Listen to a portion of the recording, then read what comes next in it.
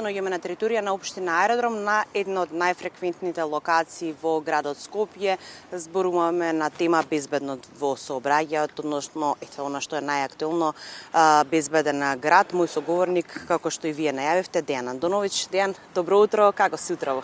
Добро утро до вас и вашите гледачи, па еве утрински, додека не фатат горештините. Да, споменав се наоѓаме на едно од најфреквентните места тука во општина Аеродром. Нашата тема ова утро е пред се безбеден град.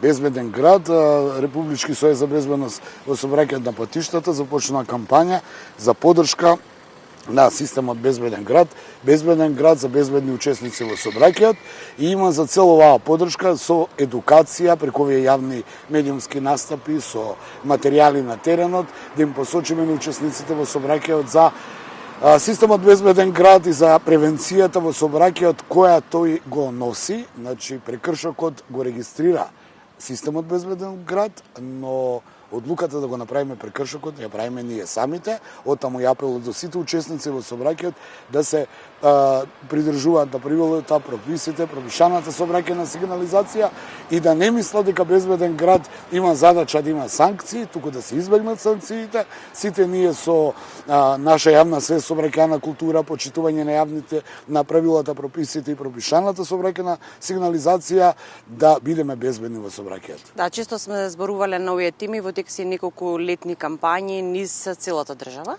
Во рамките на летните кампањи, но и оваа нова кампања Безбеден град за безбедни учесници во сообраќајот, на теренот ќе имаме флаери, ќе им покажуваме, ќе им посочуваме на учесниците во сообраќајот за важноста на нивното почитување на правила, прописи, пропишана сообраќајна сигнализација, едукација како тој функционира. Повторно ќе кажам, санкциите не се главната причина, прекршоците, повторно ќе кажам, ги регистрира Безбеден град системот, но одлуката ја донесуваме ние.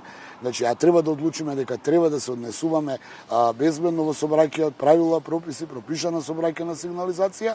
Особен сегмент имаме и на граничните премини, каде што покрај домашните возачи, учесници во сообраќајот, државјани на нашата држава, ќе се едуцираат и странските државјани, се со цел да се избегнат оние потоа несакани последици, не знаевме, не видовме и така тоа. Како што и ние, впрочем, во другите држави се однесуваме и тие треба да се однесуваат тука. Значи, уште едношка да посочам дека Републички сојуз за безбедност во сообраќајот на патиштата се занимава со отклонување на причините, а не со лекување на последиците. Значи, отклонување на причините е да се едуцираат учесниците во сообраќајот на важноста и на улогата на системот Безбеден град со цел да се избегнат санкциите, да се избегнат прекршоците и да се учествува во сообраќајот согласно правилата, прописите, пропишаната сообраќајна сигнализација, но и да подигнеме сообраќајната култура и јавната свест. Не е важно дали ќе ве сними некој. Ако е 50 км на час дозволено, возете 50, независно дали има камера или не. И мора да ги споменаме, се разбира, електричните тротинети, кои што се актуелни во текот на целата година, меѓутоа летниот период особено. Тие се уште еден сегмент во сообраќајот, каде што изминатите години гледавме дека има одредена недисциплина на одредени учесници, односно одредени возачи на електрични тротинети.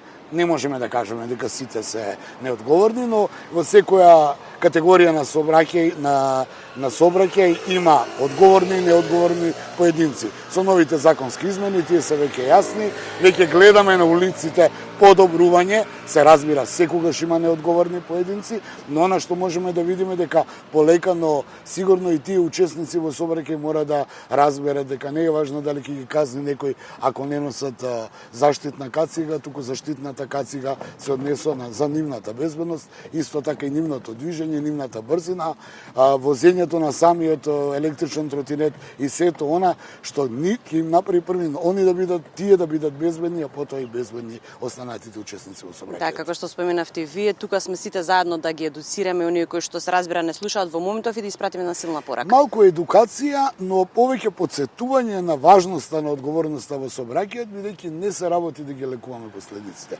Треба да ги отклониме причините, а причините се секогаш недисциплината, непочитувањето, заморот и сето она што може да донесе до несакани последици во сообраќајот. Дејан, ви благодарам многу. Благодарам и на вас.